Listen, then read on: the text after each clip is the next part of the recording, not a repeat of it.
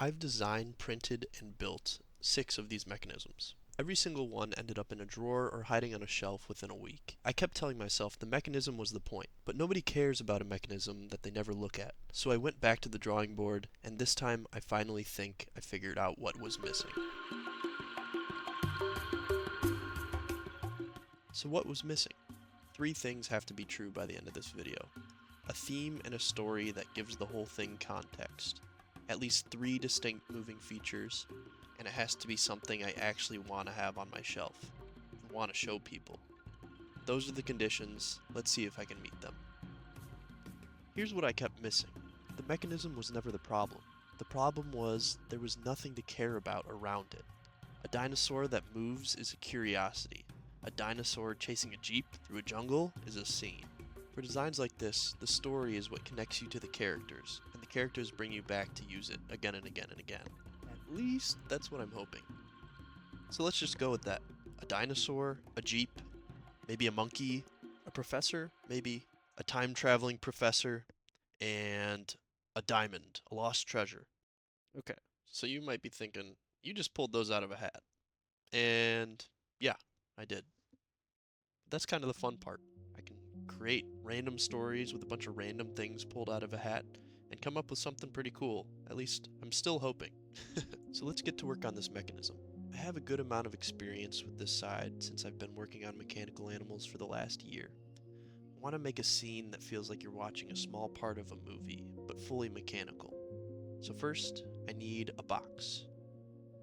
This box will house our story and all the pieces we need to create something really cool. Next, we need our dial to drive all the mechanisms. This is a dial from one of my last designs, and it should work just fine. Then we can add a few gears here, a couple linkages there, add our characters, and we're done. Nah, I'm just kidding. We actually gotta make it now. So here comes the first problem. The case. I printed it, assembled it, spun the dial, and the whole thing moved like it was made of wet cardboard.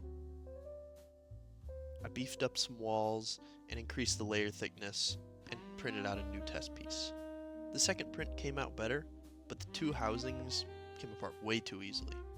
So back to CAD again to make some adjustments and reprint. The third version stuck together way too well. I went back, made some adjustments, and I actually added a feature to let you know where to press in so that you can actually take it apart when you need to. And those were just the stationary parts. Now we're on to the moving ones. The Jeep kept interfering with the linkage. Every time the dial turned, something snagged. So there was a clearance refix that I needed to do. And then print it and try it again. Even after it worked mechanically, the Jeep still looked a little wrong. It wasn't that it was too futuristic. I couldn't see all the little details that would make it futuristic. So I decided to scrap all those little doodads and smokestacks that come off of it and just go back to a normal Jeep. The dinosaur head was actually working really well, surprisingly. And one thing that I actually thought would be really cool to add is if I created a curve in the last link behind the eye, and that would actually make the dinosaur look like it was blinking. So at this point, I've reassembled and assembled multiple times, and the next time that I tried to jog all the gears and move the whole assembly, gears started to pop off. So that was another trip back to the computer. I just decreased the diameter of those clips so that they could actually fit a lot better. Even under a lot of wear, they would still hold on.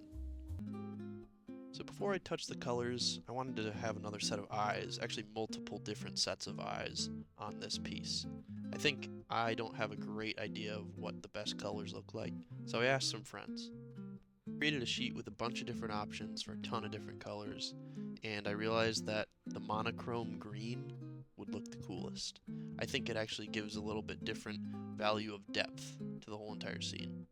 Another comment someone made is that they wish they saw more detail in the actual face of the dinosaur and on the eyes. So I worked to try and improve that, but a limiting factor was actually the build plate. It creates a flat surface on the side that I actually need to use to adhere to the build plate, and creating any sort of minor details was super difficult, and that's something I'm still trying to work on. Okay, so we got a working system, and the colors really make those pieces that move shine. And of course, I have to add another feature, so what other than glow-in-the-dark filament? When I turn off the lights, this thing looks extra magical. Without the feedback from friends, family, and viewers of this YouTube channel, I think this piece would not be where it is. It would be much uglier and much worse off. So I have to thank everyone for that.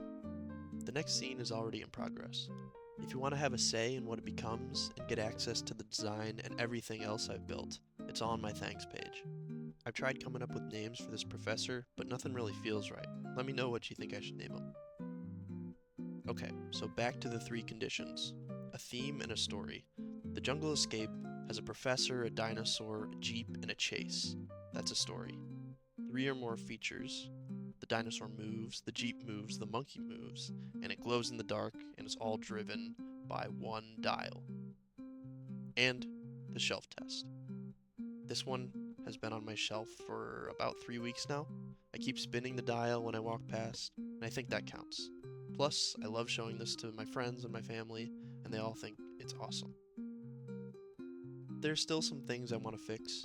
The eyes could be a little bit more realistic. Some of the pieces could have a little bit more surface detail. But this video kind of needs to end somewhere, so I figured this is a good point to stop. Still a lot more room to grow on this one. The design isn't perfect, and I know exactly where it falls short, but I'm proud of it. And more importantly, I'm still using it. Thanks for watching.